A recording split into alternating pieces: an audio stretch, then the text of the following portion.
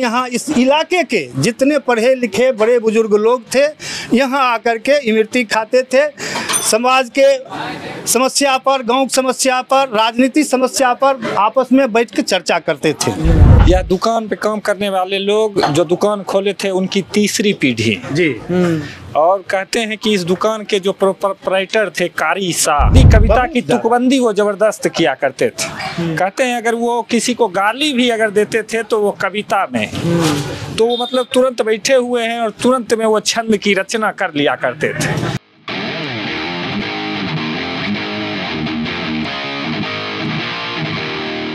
नमस्कार, मैं आमिर और आज हमारी टीम जो है वो इमरती खाने आ गई है बेगूसराय के बीहट में।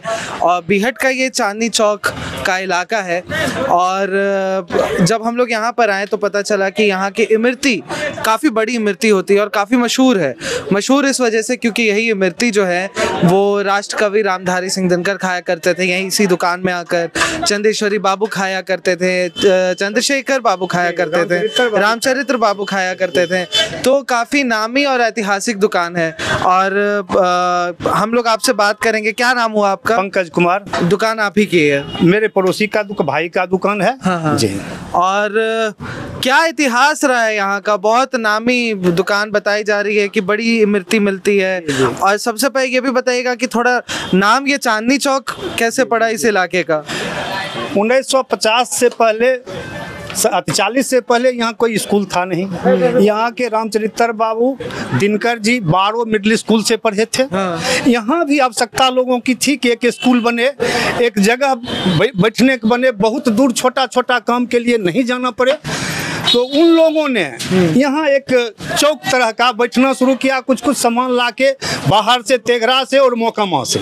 मोकामा तो बहुत दूर है यहाँ से। गंगा से यहाँ स्टीमर चलता था, रूपनगर घाट था। अभी जिसको आप सिमरिया पुल कहते थे वो सिमरिया पुल पहले नहीं था, वहाँ रूपनगर घाट था। अच्छा।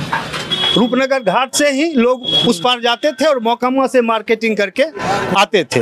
तो बड़ा सामान लगन में, शादी विवाह में, श्राद्ध में तो आ जाता था और हर बात के लिए मोकामा जाना या तेघरा जाना संभव नहीं था। तो कुछ युवक ने चौक को शुरू किया। उसी समय से यहाँ कारी जी, लाखों जी के पिताजी कारी जी ने इमरती का दुकान शुरू किया। उस समय यहाँ इस इलाके के जितने पढ़े लिखे बड़े बुजुर्ग लोग थे यहाँ आकर के इमरती खाते थे। समाज के समस्या पर, गांव की समस्या पर, राजनीतिक समस्या पर आपस में बैठ के चर्चा करते थे। उसके बाद उन्हीं लोगों के द्वारा महात्मा गांधी हाई स्कूल का निर्माण करवाया गया। किन से जमीन होगा, किन से जमीन, जो जमींदार थे वही जमीन देते। सब लोग के पास तो जमीन था नहीं। तो जमीन सियाराम सिंह महंत जी दिए, कुछ जमीन त्रिवेणी बाबू दिए। ये सब लोग मिडिल स्कूल, हाई स्कूल में जमीन दिए। यहाँ बैठने वाले 10-20 लोग उस जमीन को मांगने के लिए लोगों के पास जाते थे। उसके बाद ये यहाँ हाई स्कूल का निर्माण हुआ, वहाँ मिडिल स्कूल का निर्माण हुआ। उसके बाद का पीढ़ी यहीं पढ़ के अब तो यहाँ कॉलेज का भी निर्माण हो गया सर। महिला कॉलेज और पुरुष कॉलेज दोनों है। 13-14 हजार यहाँ के कॉलेज में विद्यार्थी है। और तमाम संस्था जो लोग पुराने लोग बनाए हैं उसमें आप उनको पार्टी के स्तर से जानिएगा तो उसमें कांग्रेस और कम्युनिस्ट के लोग ही बनाए हैं। मतलब ये सिर्फ एक मिठाई की दुकान नहीं बल्कि एक राजनीतिक और सामाजिक काम का एक जगह बन गया। यहीं एक पान का दुकान था, राम प्रताप बाबू भाई का, मुखिया जी का, एकमात्र यहाँ वो पान का दुकान था। पान के शौकीन लोग, यहाँ तक कि वाल्मीकि बाबू भी यहाँ राज्यपाल साहब थे, वो भी चौक पर आके पान खाते थे। दिनकर जी यहाँ पर आते थे। थोड़ा उनसे जुड़ी कुछ अनसुनी कहानियाँ, कुछ बात अगर आप बता सके यहाँ पे। 24 को जी जी जी जी जी जी। हाँ, कुछ अगर आप उनके बारे में बता पाए।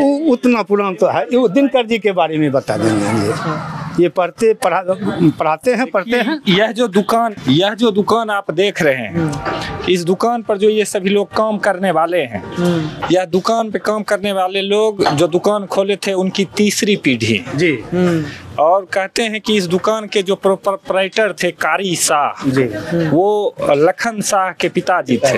और कहते हैं कि वो पढ़े लिखे ज्यादा आदमी नहीं थे, लेकिन तुकबंदी, कविता की तुकबंदी वो जबरदस्त किया करते थे। कहते हैं अगर वो किसी को गाली भी अगर देते थे तो वो कविता में तो वो मतलब तुरंत बैठे हुए हैं और तुरंत में वो छंद की रचना कर लिया करते थे। तो दिनकर जी भी यहाँ पड़ोस के गांव सिमरिया के थे, तो बीहट उनका आना जाना था, तो बीहट वो बराबर आते थे। तो कारी साहब और दिनकर जी में बड़ी छंती थी, तो वो दोनों यहीं पे जो था यहाँ पर साहित्यिक गोष्ठी आप कह सकते हैं कि कुछ लोग यहाँ पर बैठते थे जिनको कविताओं की समझ भी थी।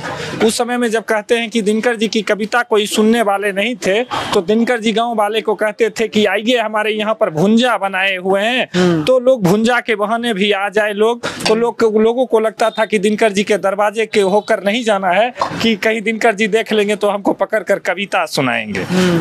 तो इस तरीके से गांव के सीधे साधे लोग थे, तो बहुत से लोगों के पास वो जो नहीं समझ पाते थे, तो वो उनको लगता था कि ये हमारे काम की चीज नहीं है। लेकिन ये दुकान जो थी, यह दुकान नहीं होकर यह साहित्य विमर्श का एक बड़ा केंद्र हुआ करता था। तो कारी साहब और यहाँ पर भी जो कुछ पढ़ने लिखने वाले लोग थे, तो यहाँ पर कविता की चर्चा हो जाती थी और इनकी इमरती बड़ी नामी थी। तो यहाँ पर इसी केंद्र से, और यहाँ पर सिर्फ राष्ट्र कवि रामधारी सिंह दिनकर जी यहाँ पर आते थे। कॉमरेड चंद्रशेखर का ये गांव था और वो पहले लाल सितारा हुए, हिंदी पट्टी क्षेत्र के पहले वामपंथी विधायक कॉमरेड चंद्रशेखर का यहाँ पर आना जाना था।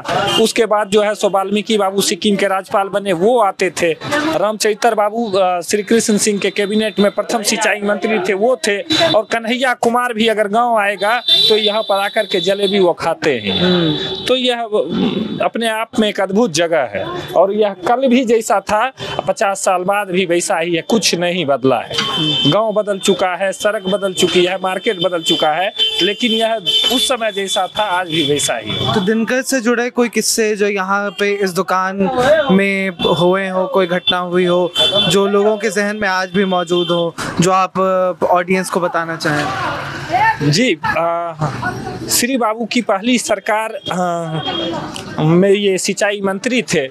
दूसरी बार इनके बेटे का उदय हुआ एक बड़े कम्युनिस्ट नेता के रूप में, चंद्रशेखर बाबू का।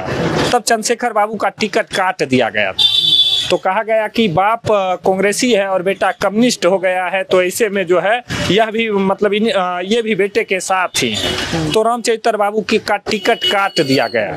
तो रामचरित्र बाबू का टिकट काट दिया गया, तो यहाँ की जनता ने कहा कि जो है सो टिकट भले ही अहमद मियाँ एक थे 12 के, तो उनको टिकट मिल गया कांग्रेस का। तो अहमद मियाँ को टिकट मिल गया, तो रामचरित्र बाबू की लोकप्रियता बहुत बड़ी थी। तो रामचरित्र बाबू निर्दलीय खड़ा हुए और उन समय उनकी उम्र 57 बरस थी।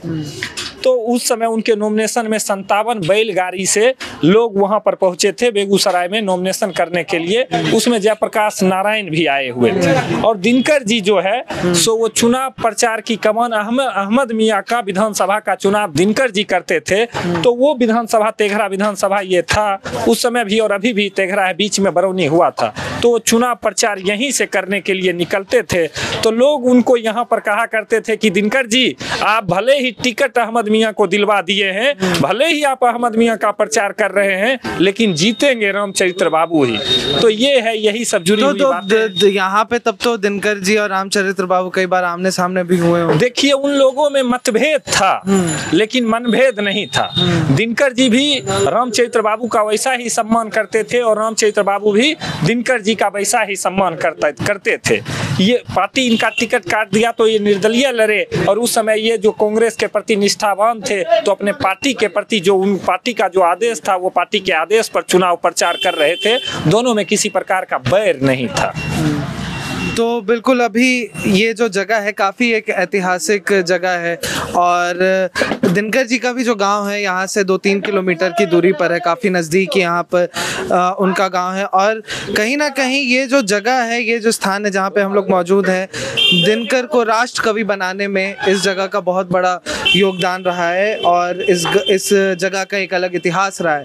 तो अब हम लोग आपसे जब अगले वीडियो में मिलेंगे तो हम लोग दिनकर के बारे में, दिनकर के गांव की जो स्थिति है उस पर भी थोड़ी बातचीत करेंगे, उस गांव में जाकर लोगों से बातचीत करेंगे। और जल्द ही जो अगली वीडियो होगी वो आपके सामने आएगी जो बेगूसराय की होगी। तब तक के लिए बहुत बहुत शुक्रिया।